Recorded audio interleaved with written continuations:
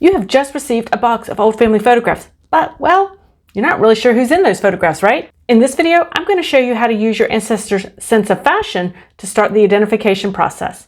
Hey there, if we haven't met before, I'm Lisa with Are You My Cousin, and this YouTube channel is designed to help you find your ancestors, grow your family tree, but not be overwhelmed in the process.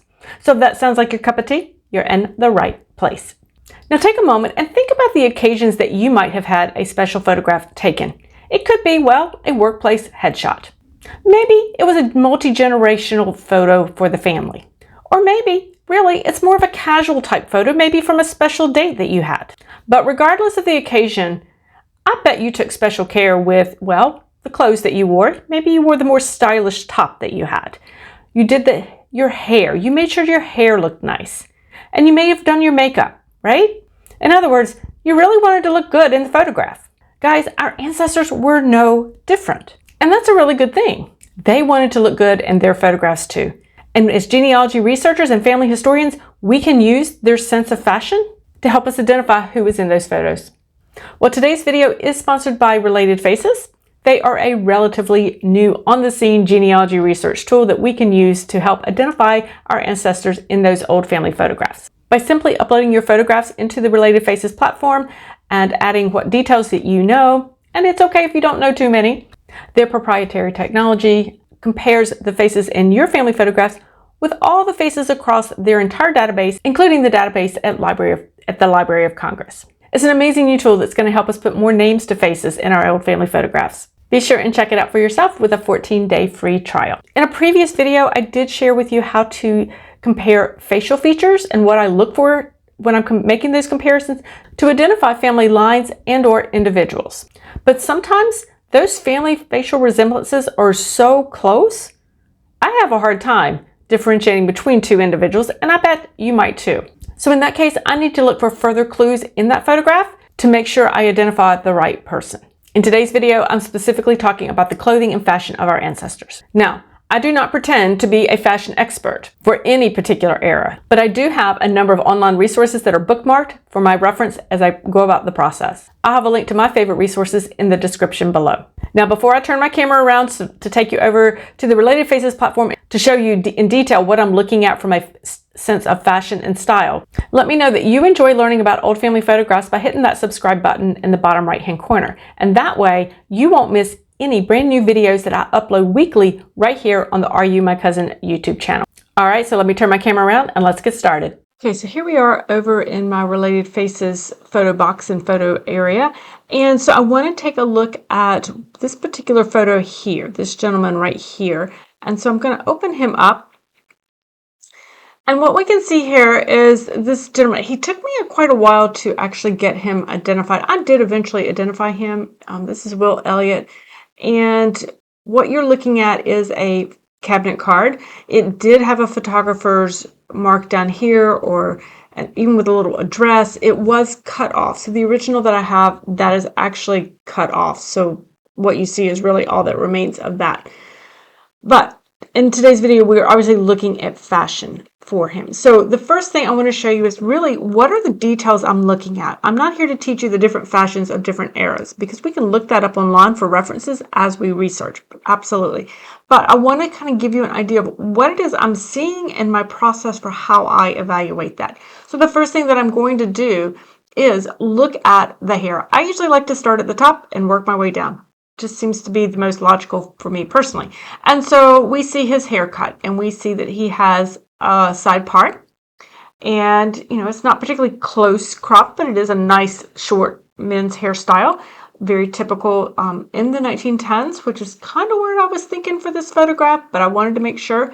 And so I see that I'm looking, he has clean shaven, he has no facial hair. But if your photograph, the ancestor in your photograph has facial hair, make a note of it. Is it a mustache? Is it a mustache and beard? Just a beard? What's the length? How is it cut? Because all of that can play into different styles for that time period. And while we're thinking about the hat, I'm looking down here at the hat in his hand. It is a very typical bowler, well, it is a bowler hat, so it's typical of the 1910s. So I'm thinking, okay, I'm still in the right ballpark for what I had been sort of thinking about this photograph. And then I'm going to move on down. I'm going to look at the shirt. I want to see the collar. What type of collar? that shirt might have had. I want to look at any kind of neckwear. So any kind of necktie, bow tie, lanyard, anything that's worn at the neck for the men, I'm looking at to see what that is and how it would have been tied, because that can give me clues for that time period. I'm going to look at the vest. I'm going to look at the cut. So this one seems to be, looks like about the waist level. It's buttoned up. He's using a watch chain.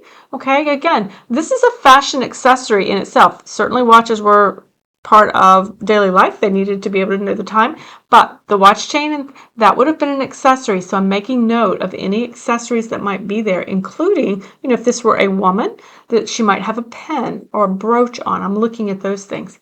And definitely for gentlemen, we're going to look at the coat, the cut of the coat, and the fit. So this looks like it's a nice, kind of a close fit. And we have a smaller lapel compared to one we'll see in just a moment. So we have a smaller lapel. We have the 3 buttons. It comes up fairly high. So this would button up, if it were fully buttoned, would be fully, a little bit higher. We're going to follow the line of that coat right on down so we can see. It looks like it comes down maybe to past the hips down in this area. So that's another style feature that we can take note of. Men's fashions may not have changed quite as much as women's, at least it seems like, but where you'll see it is in the size of the lapels, and you'll see it in, say, the length of a coat, or how loose or close fitting a coat might be. So would be what you would want to look at. And now, if we were able to see him in full length, I would make note of the trouser leg. Is it a wide leg, skinnier leg, that type of thing? We don't know that for this gentleman here. So that would be what I would look at. Now, from my personal research on this, he had that side part, nice short men's hairstyle, very typical of the 1910s, the bowler hat, 1910s. Again, the cut of his coat, again, was also gave me clues, as well as that necktie. So I was able to actually place this gentleman in the 1910s and that helped me be able to identify him in comparison to another gentleman that I had been looking at that would have been a bit too early for these fashions. So that's what you want to look at when you're looking at and evaluating a photo fashion. Those are the fashion points you want to look at. Let's look at some women here. Now, this particular photograph actually is one I want to share with you. Now, this was another one that I needed to use a little bit of that fashion sense to figure out who it was, and I was eventually able to discern who this couple was. And again, their fashion sense played into it quite a bit.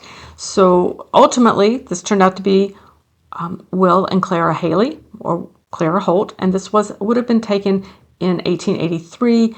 It turned out to be their marriage photograph, or taken around the time of their marriage. It is a studio photograph. You can see the backdrop here. Yep, you can see that. So we know that it was taken in a studio. They would have put in some care to getting this photograph taken. It would have been an expense for them.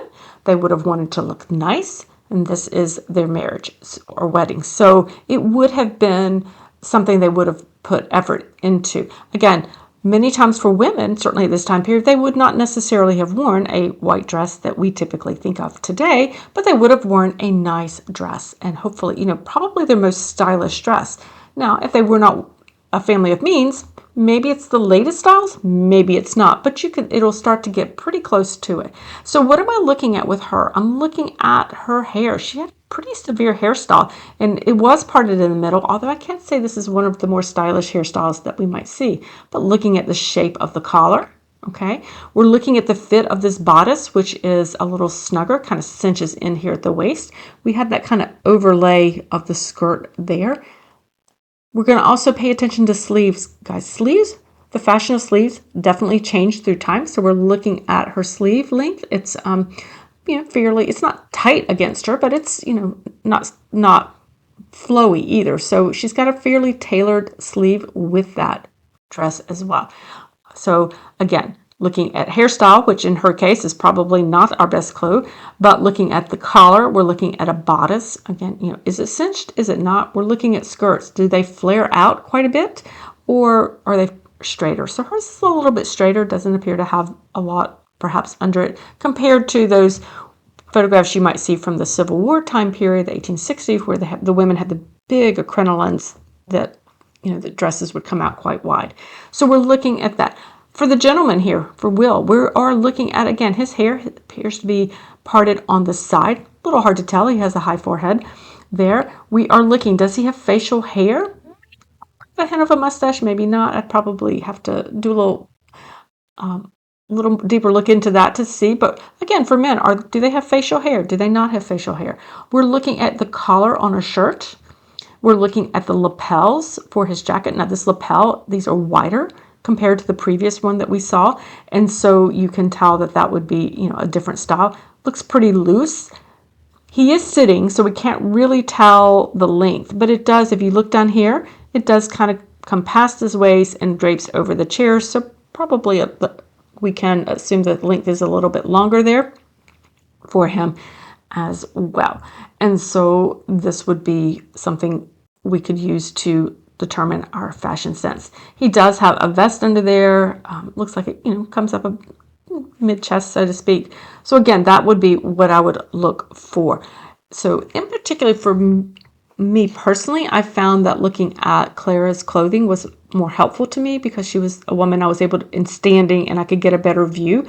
So in this case, I was able to place her in the 1880s and did a little more research into the family, and I ultimately was able to determine that it would have been 1883 because this was their wedding photograph. So that I did use the fashions to help me put them in that time and place, and then I was able to narrow it down. And so those are the things that you want to look at when you are looking at clothing and fashion of your ancestors. I can't stress enough that you do not have to be an expert in fashion throughout history. You just need to have an eye for detail, know the types of things you're looking for, collars, sleeves, length, waist, how the fit of a bodice is, the length of a skirt, the width of a skirt, how the length of a coat jacket for a gentleman. You just need to look at those details, and then you can use those resources that I have below in the description to compare and be able to place that fashion within a certain time period. Now I'm going to encourage you to spend time with your old family photographs. Take time to really study their clothing and their fashion sense. This will help you put your photograph in a specific time, which will help you rule in or rule out who that individual could be. Now learn more about identifying the family members in your old family photographs by watching this video, 6 Steps to Identify Who is in Your Old Family Photos.